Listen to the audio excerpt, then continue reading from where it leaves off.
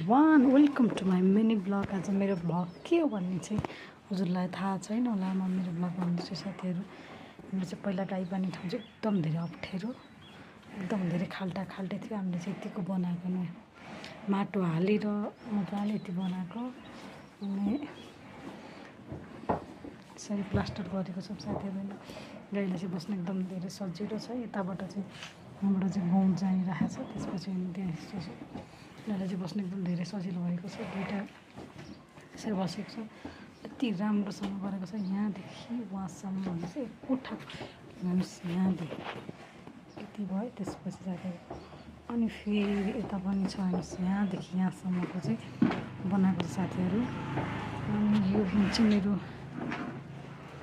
मम्मीले बनाउनु भएको। थ्याङ्क यू मम्मी, हजुरले यति धेरै सपोर्ट गर्नुभएकोमा धन्यवाद साथीहरू। मेरो ब्लग चाहिँ यति आजको चाहिँ एकदम राम्रो ब्लग लिएर आएको छु म चाहिँ आज, किनभने यिनीहरूलाई धेरै बस्न अप्ठ्यारो भएको थियो। यत्तिको गरिसक्यो उनीहरू चाहिँ एकदम धेरै बस्ने, यति धेरै फोहोर पनि नहुने अनि धेरै ऊ पनि नहुने, यिनीहरूलाई बस्नु पनि एकदम धेरै सजिलो हुने।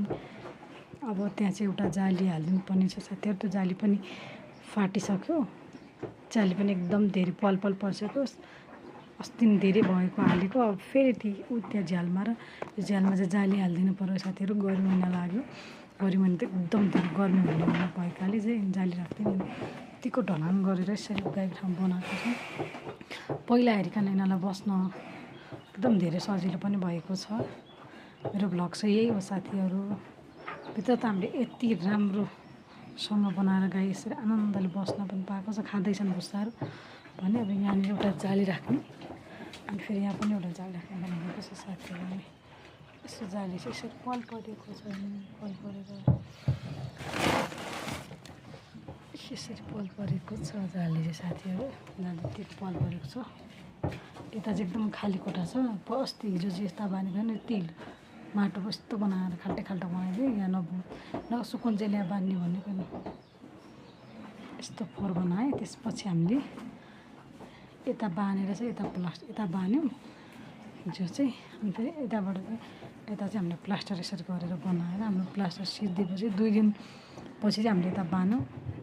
एक दिन चाहिँ बनाएको त्यो दिन भयो, अर्को दिन चाहिँ बनाउनुभन्दा अगाडि त सामानहरू मिलाउने बेला त्यसरी हामीले गरेको छौँ साथीहरू। यत्तिको चाहिँ भयो। अनि यहाँ पनि हेर्नु कस्तो हिलो बनाएको छ। यस्तो माटोमा बाँध्नु र यसमा बाँध्नुमा कति फरक रहेछ भन्ने गर्दा थाहा हुन्छ। यहाँ चाहिँ हिलो बनाएर एकदम खाल्टो खाल्टी बनाएछ। ठिक छ, केही छैन। Thank you. मेरो ब्लगलाई लाइक कमेन्ट सब्सक्राइब गर्नु। एउटा काली चाहिँ उता बस यसरी खानलाई चाहिँ बस्छ।